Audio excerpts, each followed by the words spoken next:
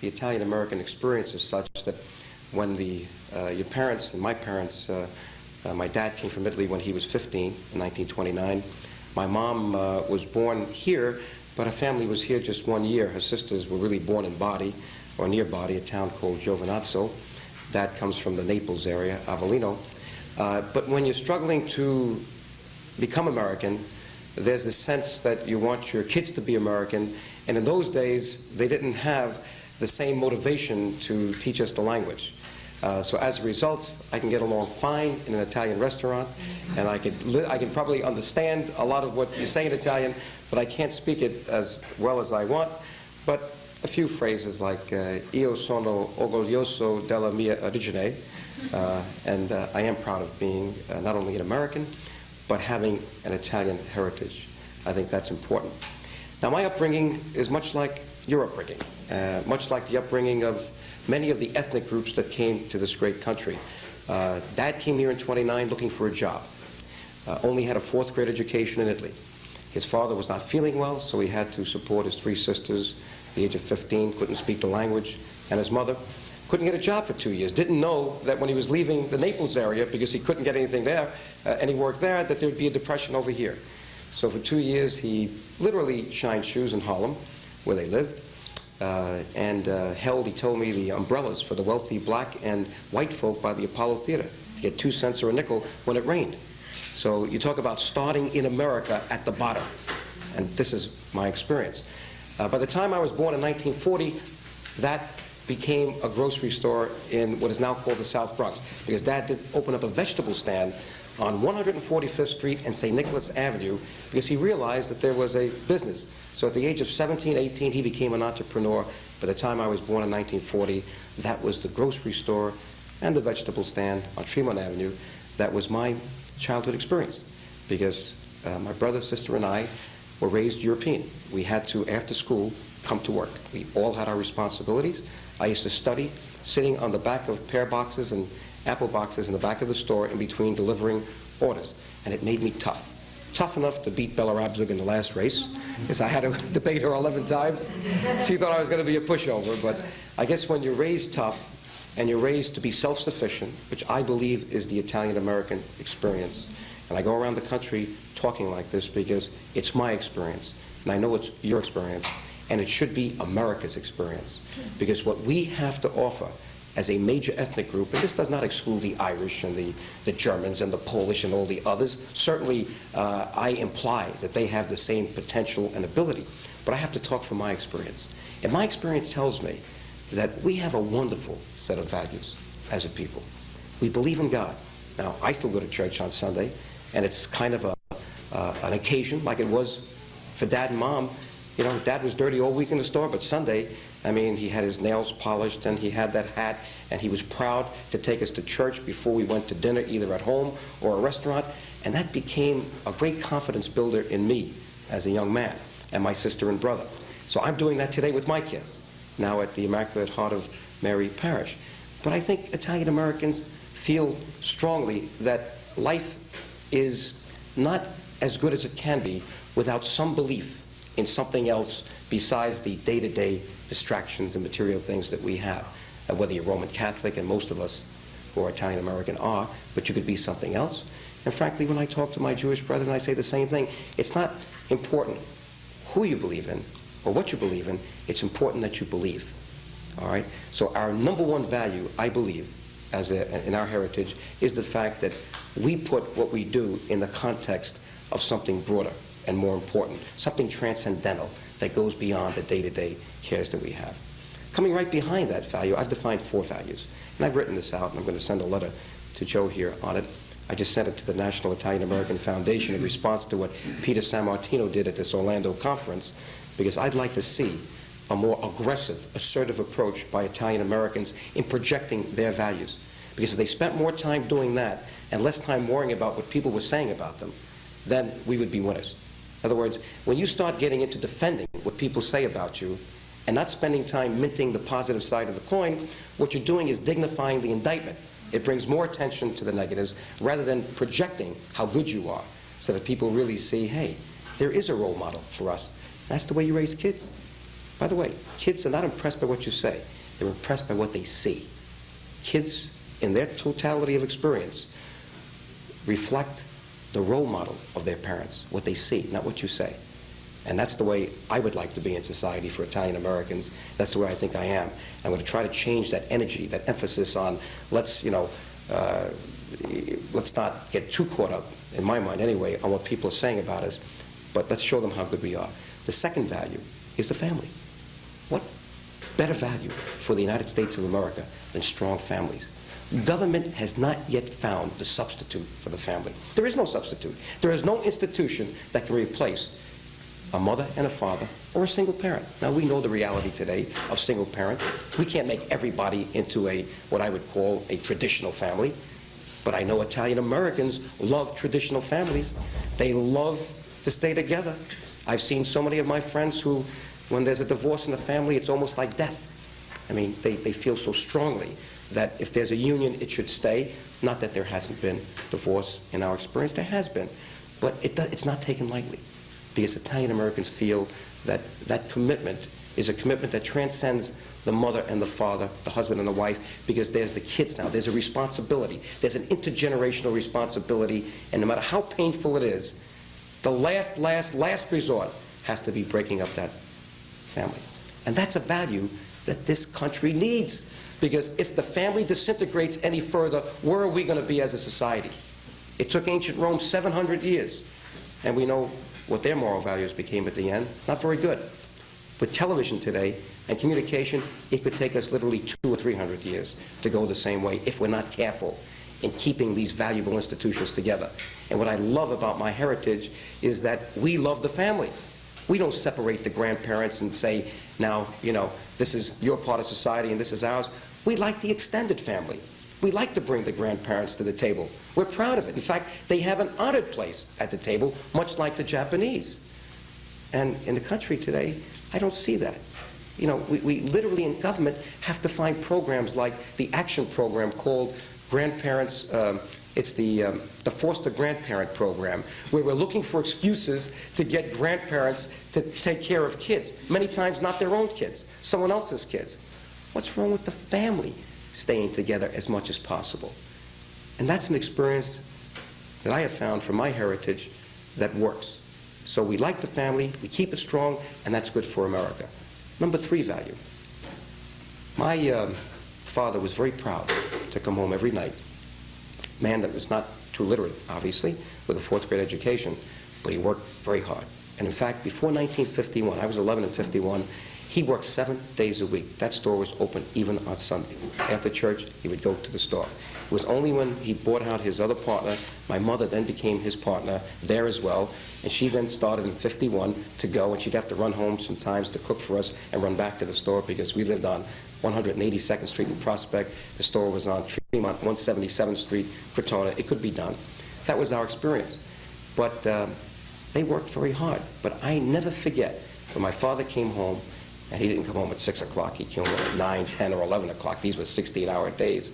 He felt so good about himself. And he was so proud that he was doing something for his family. And proud, and Mom did too, obviously, because she was his partner in more ways than just marriage. She was his business partner in the store. That they could raise a family, keep them together in the store, and their dream was obviously a good education and something great for the family. But what struck me was how Dad felt good about himself because he worked with his hands and many times with his head. And we need that in this country. What did the great philosopher Maimonides say? And our Jewish brethren know this. He said the best way to help a man, the best way to give, is not to give a man a fish or a woman, but to teach him how to fish. Make him your partner, not your slave. In other words, let's help people help themselves. Let's make them feel that they are a partner in what we're doing for them. Let's not make them feel that we're imposing ourselves on them and that they are at a lower rung in society than we are because we can help them and they can't help themselves. I think that the whole welfare program in this country stinks. I want to spend as much money as we need to in helping people, but too much of that money never gets to the people who really need it. And we got to do a better job at defining that. And when we try to help those people, many times we're imposing our standards on them And our thinking, we're not making them feel like they're part of their own experience, or at least part of the solution. So I go back to the work ethic. There is nothing better in raising kids than parents who feel good about the fact that they're working, they're self-sufficient, and they're a full partner with society in making things happen. Italians are good at that. They love to work. Remember back in the Depression? How many Italians were online getting welfare? I recall none. I read those books by Dr. Gambino. It, to them, was a sign of dishonor. They had to get a job. Now, there's nothing wrong with welfare. People who really need help, obviously, we got to help them. And we got to find out who they are. But if you look at our experience tells us, hey, that's only a last resort. We have to explore every option, every possibility, with friends, with family, with society, with anybody, to get a job. Because it's a job that makes us feel like we are a part of this society. And that makes our kids feel proud of us. So I want to go back to that value as well, and that's what we have to keep projecting as Italian Americans and other ethnic groups as well. And finally, the fourth value that I've defined is fiscal responsibility. You see all the things I'm doing as a CPA. I think the good Lord put me at the right place at the right time. I'm the only practicing certified public accountant ever elected to Congress in history. 200 years, including the Senate, at a time when we're trying to balance the books. Now you figure it out.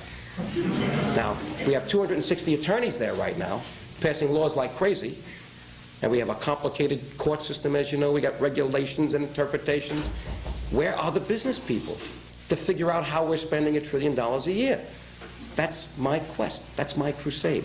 That's why I left that big job that was paying me 4 times more than I'm making now. I'm doing it because I really feel it's important for America. It's the way I'm going to repay this country for what it did for my family, by giving my dad the opportunity, and mom, who had nothing, couldn't even speak the language, to bring us to the point where we are today. That's great. It's not the story of the DioGuardi family. It's the story of America. In this country, you can be what you want to be if you do 2 things. You got to dream, and you got to work. What did Henry Thoreau say as he left Walden Pond? Remember, he was disgusted with society, moved to the pond, was looking at the pond. He finally realized you can't change anything by being outside of it. You got to go back inside. And as he was leaving that pond, I'll never forget this passage. I read that book in college. He said to his readers, he said, build castles in the air. That's where they should be. In other words, be a dreamer. But then he said, but put foundations under them. In other words, don't be afraid to get your hands dirty. Go into those trenches, get that shovel in your hand, and make those dreams work. That's the way I was raised.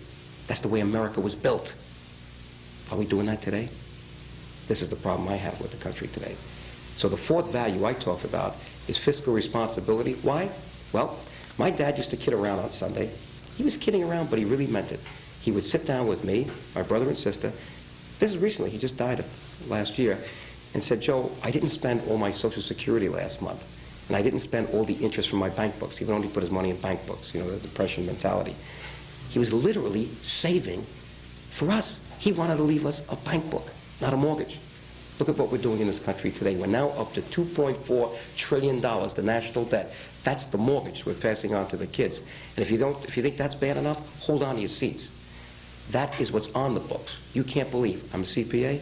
I can tell you there is more off the books than on the books, because that number is arrived at using a Mickey Mouse cash basis of accounting, the same system you use to do your checkbook, that we took New York City off of in 1976 as a price for the bailout. Before the loan, we still use it in Washington. We disguise economic reality every day. CPAs estimate the real debt, hang on, is really $6 trillion, not $2.4 trillion. When you put on the books the accounts payable, the guarantees, the contingencies, the accrued pensions for civil service, for military, and even Social Security. Try to tell the older people that Social Security is not an obligation. And yet we take the Social Security money. You think we put it in the Social Security Trust Fund? Forget it. It goes into the big pot to reduce the deficit. And most seniors don't know that. I know that. So where is the fiscal responsibility? But Italian Americans, they like to save. That's my experience.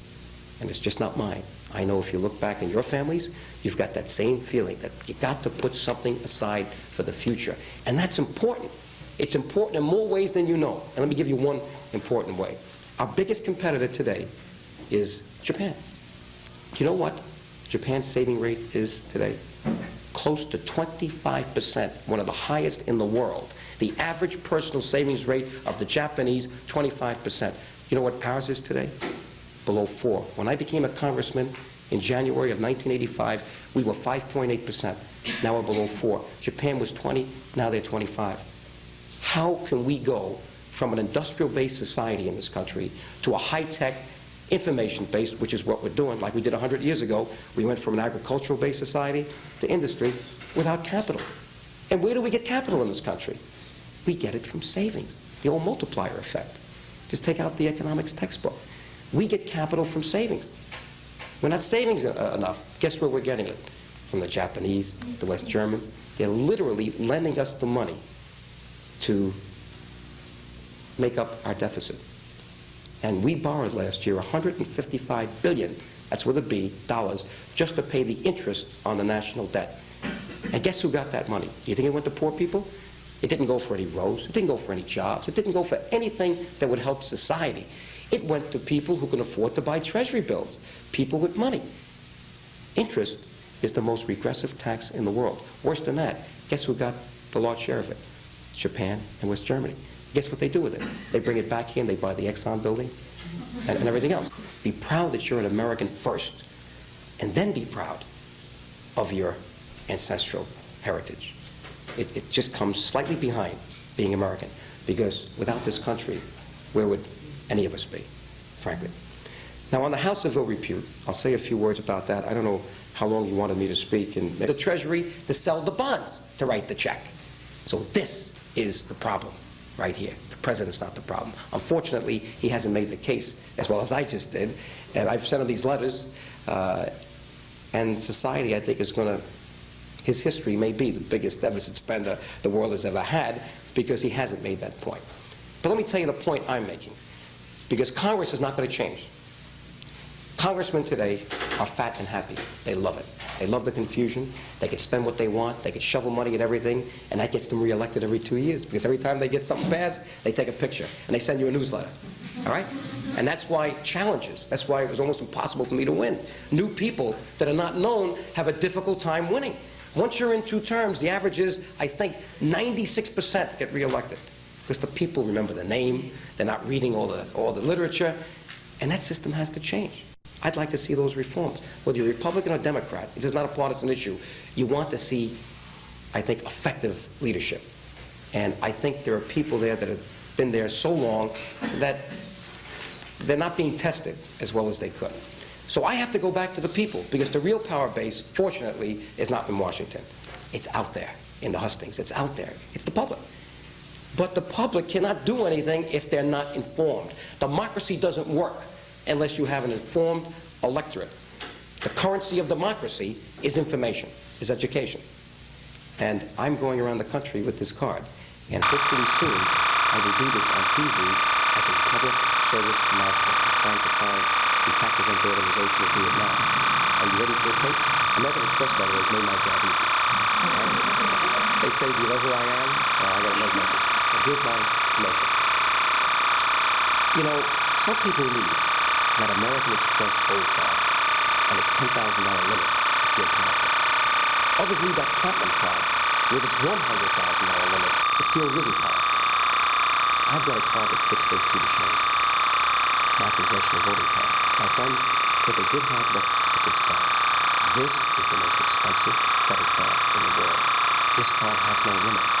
Now, when you and your spouse get support from American Express, Diners, MasterCard, Visa, or whatever, and you reach your $2,000 limit or your $5,000 limit, you know that economic reality has arrived.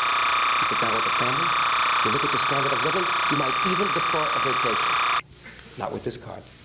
Last year we reached $2 trillion, the national debt. What do? We just kept raising the ceiling, the limit, the debt ceiling. We say, pass it on to the kids. Let them pay for it. We've got a credit card mentality in this country, and we've got to take this card away from those legislators, Democrat or Republican, that are using it irresponsibly. The Joe DioGuardi, CPA congressman. That's my ad. You like it?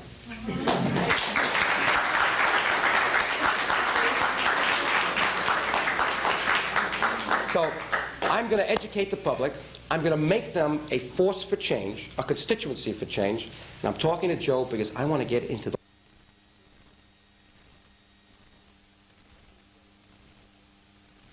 in Washington, and very little of it is being done where it should be, in the neighborhoods. I'm a conservative for a good reason. I believe that government works best in the neighborhoods. When you remove government from the people too far, when it gets to Albany or to Washington, it becomes less responsive. The overhead is incredible. You can't believe the waste that you find. People stepping all over each other, trying to look good, write memos to justify their jobs. And that's what's going on in Washington today. So I believe in less government. I believe in helping people, but I want to help people the right way. I want to see the money get to the people, not to the bureaucrats. You know what bureaucracy is? I found a good definition. Bureaucracy is the process of turning energy into solid waste. That's what I see, all right? So I've elected to be a conservative, a sensitive person, conservative, because I want to be a fiscal conservative. I want to help people. My bills are the largest in terms of money for the homeless. I'm very involved in the environment. Long Island Sound and the Hudson River, I just formed 2 caucuses. Got more money than ever for those programs. I just got Westchester County its own fair market rental ceiling for Section 8. I'm concerned about people, but I'm concerned about the fact that we're not stretching the dollars. You're not getting a dollar's worth of goods and services for a dollar's worth of taxes. We're not accountable to you. And there are very few people in Washington that talk like me. And you should be asking yourself, why? Why aren't there more people like Joe DioGuardi, who gave up a 22-year career, maybe not a 20, why aren't there more people, let's say, in their 50s who should retire early? Why don't we encourage that? Why aren't there other people that say, hey, it's time for a second career, I've got specific professional knowledge, let me bring it into government? Why are there so many bureaucrats, attorneys, people not interested in the way the money gets to the people? You should ask yourself that question and say, hey, I've now got to become a constituency for change. I should start writing my congressman, writing my senator, and maybe encouraging someone in my family to run for office at some day. Send off that positive signal. So with that, let me end with a little story. People ask me, Joe, how does it feel to be a congressman? It's a great feeling. It's not easy. It's a tough job. I've elected to commute. I don't want this to hurt my family experience one bit. My kids like their friends. My wife likes her friends. My mother now lives within 3 or 4 miles from us. Her parents live right around the corner. They're in their 80s. And I said, now I'm going to move to Washington and disturb this? No. So I get on the shuttle every Tuesday morning and come back every Thursday night. Thank God they only vote on Tuesdays, Wednesdays, and Thursdays. I'm there for the voting. I'm home all the other time. But the pain is more than worth it. The satisfactions are incredible. And when you run for office, it's an amazing feeling. It's like your name goes up in lights. People who you haven't seen in years come up to you, say, do you remember me? You hired me and Arthur Anderson 15 years ago. Mrs. Barbera called my mother. She found a name in the newspaper, and she found my mother's telephone number, and she introduced herself on the phone, and she said, is that the little boy that used to deliver my groceries on 175th Street in 1951-52? That was Mrs. Barbera. My mother told me that story. But the one I have to leave you with, which I think is really nice, is I was sitting in a restaurant in the Scarsdale area, and I happened to stare across the room, and I caught the eyes of this elderly gentleman. It turned out he was over 80. And we were looking at each other, and I realized I knew him from someplace. So not being bashful, I got up and I walked over and introduced myself to him as the congressman, and he recognized me as the congressman. His name was Harry Sternberg. And he said, Joe, I know you, and it's not because you're the congressman. I said, Harry, I know you too. And we started to compare. He happens to be a certified public accountant, over 80. I'm a CPA. So we compared professional activities, and we couldn't make any connection. He lives in Scarsdale. I live in the north end of New Rochelle with a Scarsdale address. Again, no connection. So now I'm going back chronologically in time, and I'm now in the 70s, mentally, going over all these charitable organizations that you heard about, the American Cancer Society, the Phoenix House, various things. Still no hookup. Now I'm looking at him, I'm in the 60s, and I'm thinking to myself, could he know me from Fordham Prep or Fordham University? No. Finally, I took one good hard look at him, and I said, Harry, by any chance, were you a member of Elmwood Country Club in 1958, 59, 60, and 61? Because I was a waiter working my way through college. He said, yeah. I says, Harry, I'm Joey the waiter. Joey the waiter.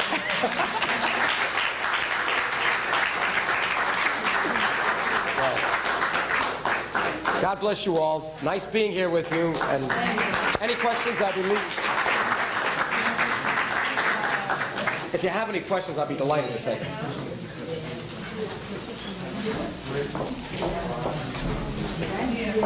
At this time, I'd like to introduce my other half, the Vice President of the Italian American Student Society, Pauline Curry.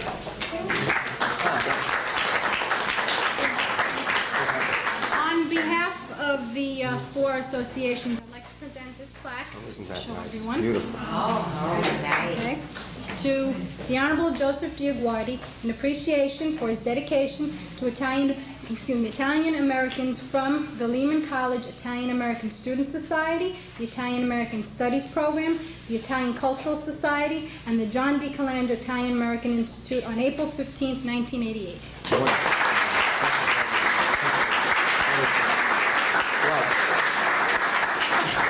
This is a very pleasant surprise, and I'm going to put this in my White Plains office right in the reception area so they see that beautiful Italian and American flag.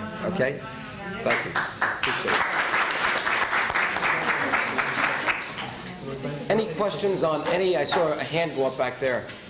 I just wanted to put you on the spot and ask you, Sure. what your opinion is of all of the candidates, be they Democratic or Republican, any of them.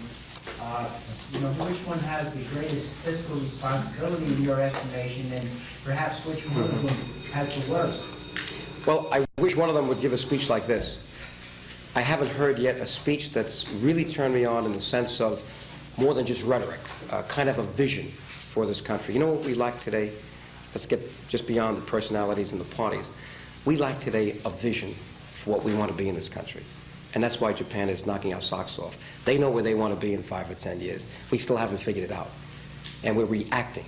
I thought when I was joining Congress that I was joining the board of directors of government. And this is in the book, House of Ill Repute. This is not a board of directors. Every day, putting out fires, totally reacting, robbing Peter to pay Paul, staying one step ahead of the sheriff. That's what I've witnessed every day since I've been in Congress. That's not what happens in Japan. As I said, they're interested in their market share, not their earnings per share. I think right now, if you were to look at the candidates that are in the race, I was leaning mentally towards Bob Dole because I work with him a lot in the Senate. He's now out of the race, as you know. But I'm probably I'm told, the only congressman who didn't identify officially with either Kemp, Dole, or Bush. Obviously, I'm a Republican, and I favor those candidates. But I favor them not because they're just Republicans. I believe they think the way I do, and they reflect my values. Right now, I think George Bush is going to make a very, very good president. Just look at his resume. He's been involved in everything. CIA, ambassador, vice president. But George Bush is going to have a real tough time because there have been a lot of disguises. And no matter who gets elected president on January 1, 1989, this country is going to have to do a good accounting as to where we really stand so that we can move on to the future. I hope to work with George. There's another reason I feel that you'll have a Republican president this time and not a Democrat, and it's just kind of logical. Right now, the House and the Senate are controlled by Democrats. We can't afford to have a Democrat in the White House when those two powerful bodies are controlled by Democrats. You might as well give the country away. There'll be no tension on the system. You always need an opposition party. And when you have another party controlling one of those great institutions, what you then is you have sufficient tension that no one is going to get away with doing something without thinking about it 3, 4, and 5 times. So it seems to me that the American public is smart, and they'd like to split their ballots. I see it's done quite a bit in New York, and especially in Westchester County. And if they see that they're voting for instance, Cuomo as a Democratic president, in my case, hey, I beat Bela Abzug by 10 points. That's when Governor Cuomo was at the top of the ticket. Obviously, many Democrats had to move and vote for me as a Republican because they felt, hey, it's not bad to have those checks and balances. If we're going to have a Democrat in Albany, let's have some Republicans here. I think the public's going to do, no matter who the Democrat nominee is, you'll see a Republican president because the public is smart enough to understand that you can't have one party controlling everything. They get too comfortable and too sloppy. So with that, I think that gives you where I stand. I wish, though, I would see more vision in the speeches I've heard. Hopefully I'll be able to. In fact, I'm working with a task force of 19 members of Congress right now. I'm chairman of the task force, and it's been sanctioned by the Republican Research Committee, and it's called the Task Force on Budget and Financial Management Reform. I just finished a white paper last week. I'm trying to come up with a solution to all the problems I just told you. I don't want to just talk about this. I want to come up with a solution, and I do have a bill that I've put in called Truth in Government. We've heard of truth in lending, truth in advertising. I want truth in government. And truth in government has 5 parts to it. We need new accounting principles, generally accepted accounting principles like we impose on business. We need compatible accounting systems. We need compatible computers. We need a chief financial officer of the United States of America. And we need a whole reform budget process, including a capital budget. Until we have those, we will never know where we are in this country, and we'll never know where we're going. And I hope to deliver that to the Republican platform, to make it part of their party platform so that Bush, when he becomes president, then implements that system. I want to work with him. Okay?